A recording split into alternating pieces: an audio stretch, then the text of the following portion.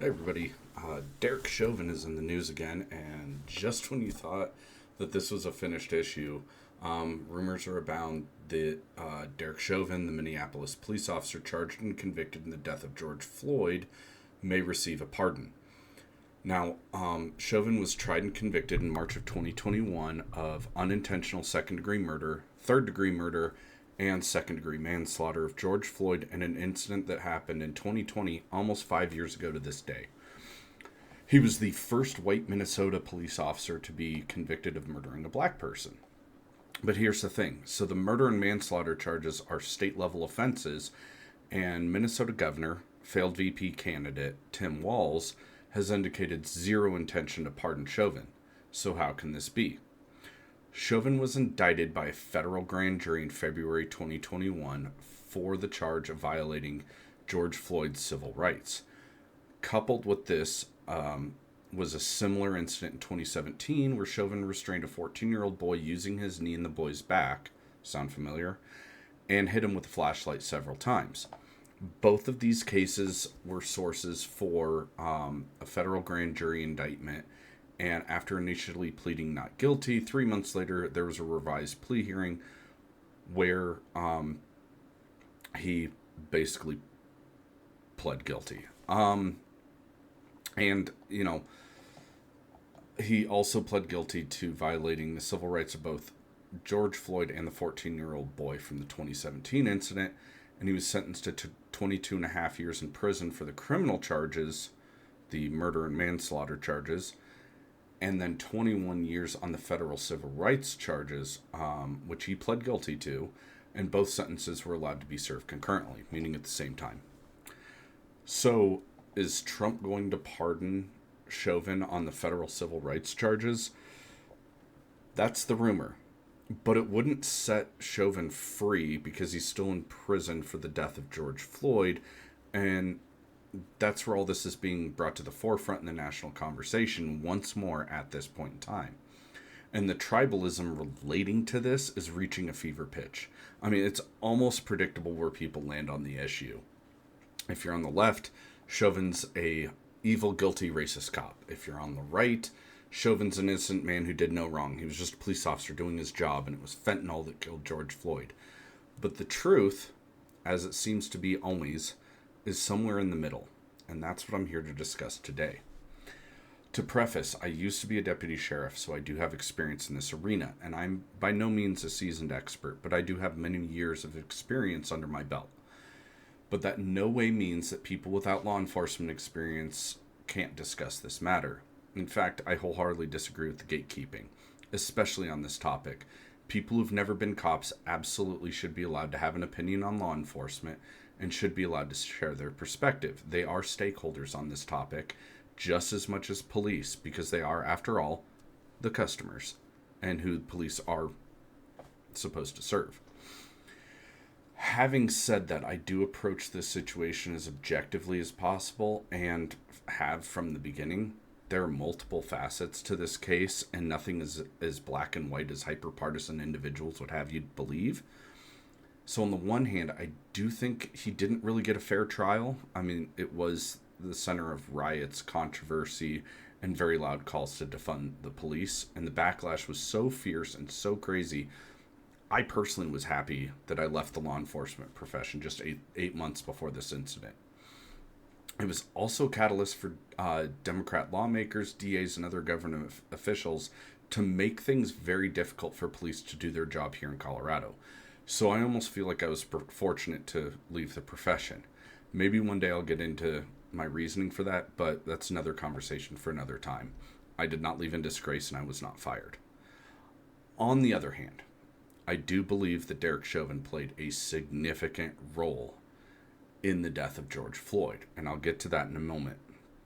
So the entire debacle was the center of 2020, the summer of mostly peaceful protests, where Black Lives Matter inspired the destruction and division among Americans nationwide. Protests and riots broke out all over, and you can't discount the role that played in the jury coming to their decision.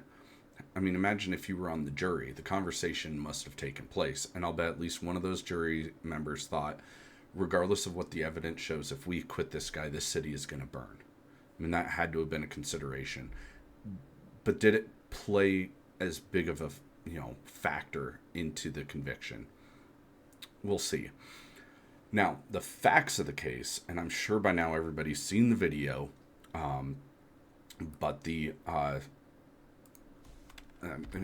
here's the picture, if anybody remembers.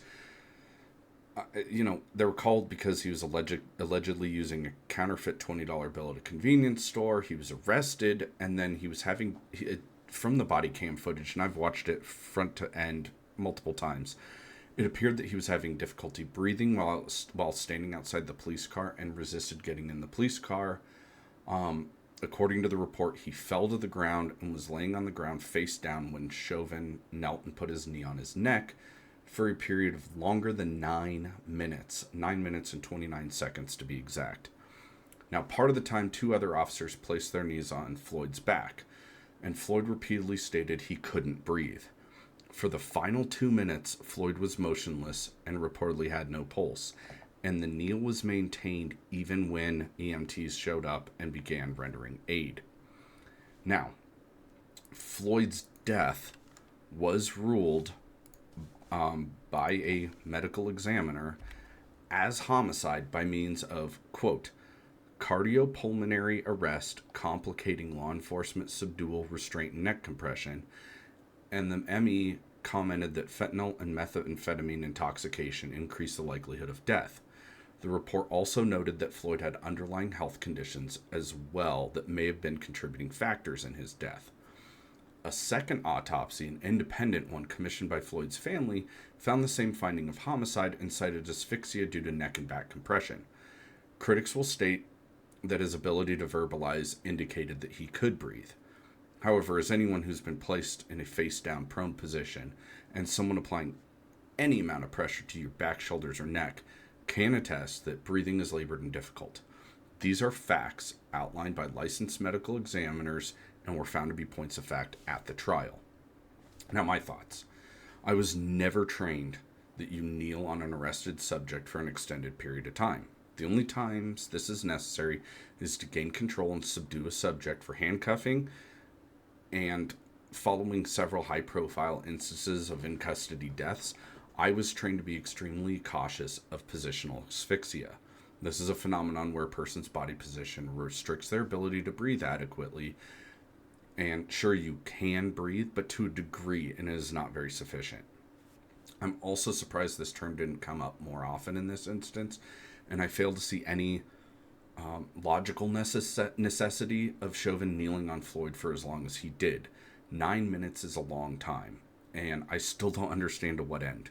Why would they hold him in that position for 9 minutes? What were they waiting for? It doesn't make sense to progress forward with the arrest, especially after you have 3 officers on scene. And I've never seen where arrested individuals just held on the ground, especially if they aren't actively resisting.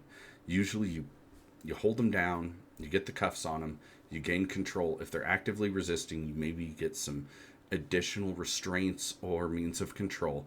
But eventually you get them standing up or sitting down and put them in a police car and take them to jail, especially in an area where they have, I would assume, a high call volume like Minneapolis. I mean, it just boggles my mind that they would just be like, yeah, we've got time to just sit here.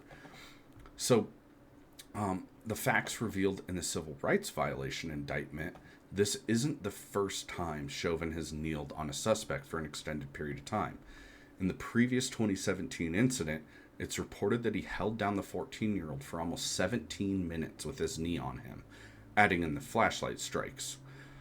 And, this has me believing that Derek Chauvin might be like the Colin Kaepernick of Minneapolis PD.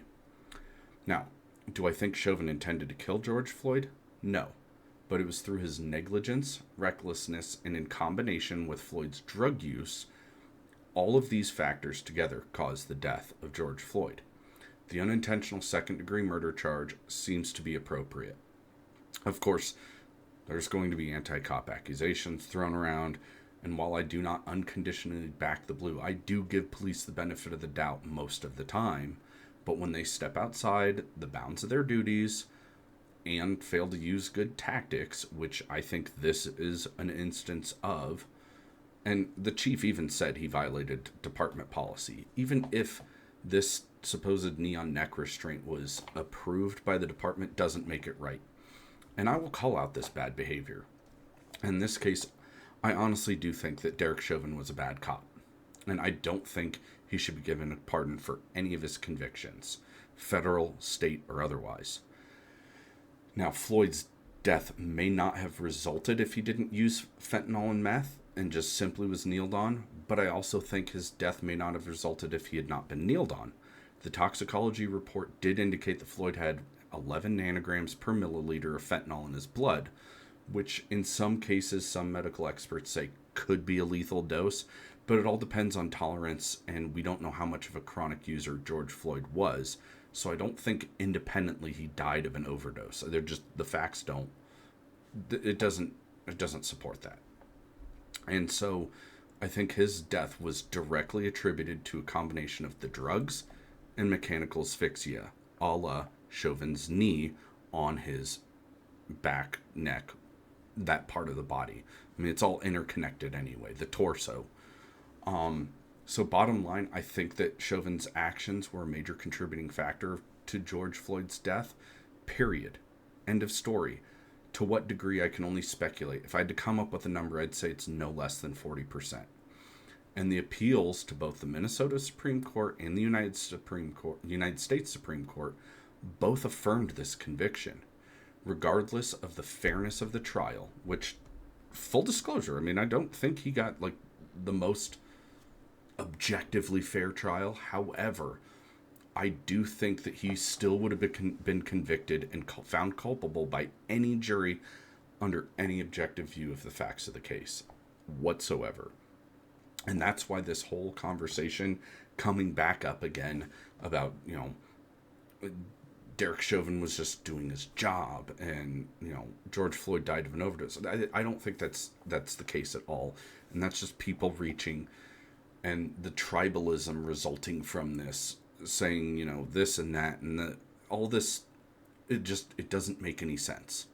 It's the whole thing is just, if you can't step back and look at this rationally and objectively, then maybe, don't participate.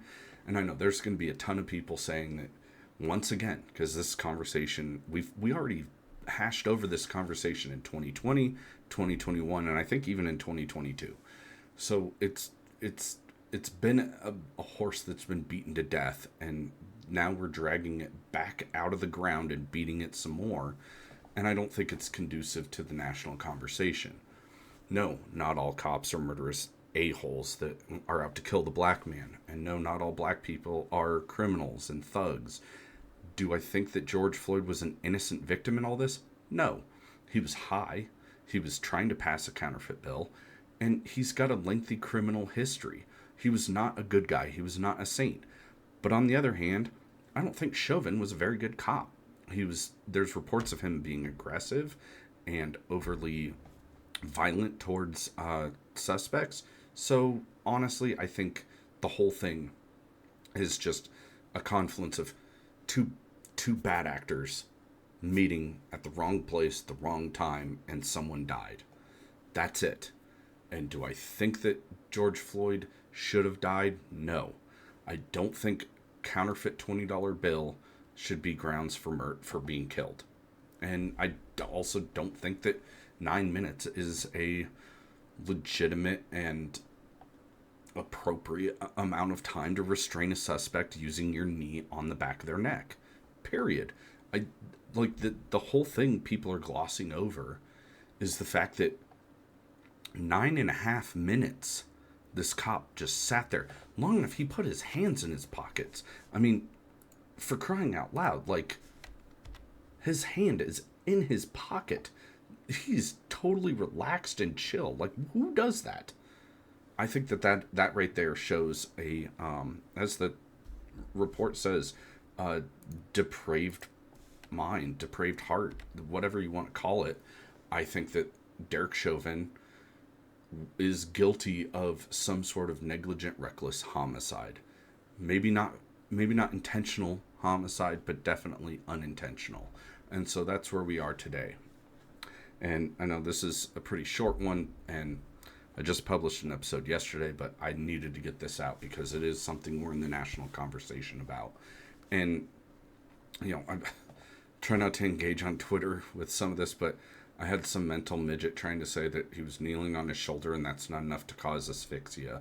And it's like, clearly you've never wrestled or been in arrest control training. Clearly. Yeah, it's hard to breathe when someone is on your back. And I've dealt with it a lot of times in training where people are, if you're the arrestee and people are handcuffing you and you're on your stomach, it's hard to breathe regardless. But then now you have someone on top of you handcuffing you, it's even harder to breathe. So I can sympathize with that. Would that alone kill George Floyd? No. But like I said, I think that the combination of that position, the weight, and the drugs are what killed him. Period. And Derek Chauvin does have a lot of the responsibility for his death on his shoulders, and rightfully so. So, there you have it. Anyway, that's all I've got for today, so thanks for watching.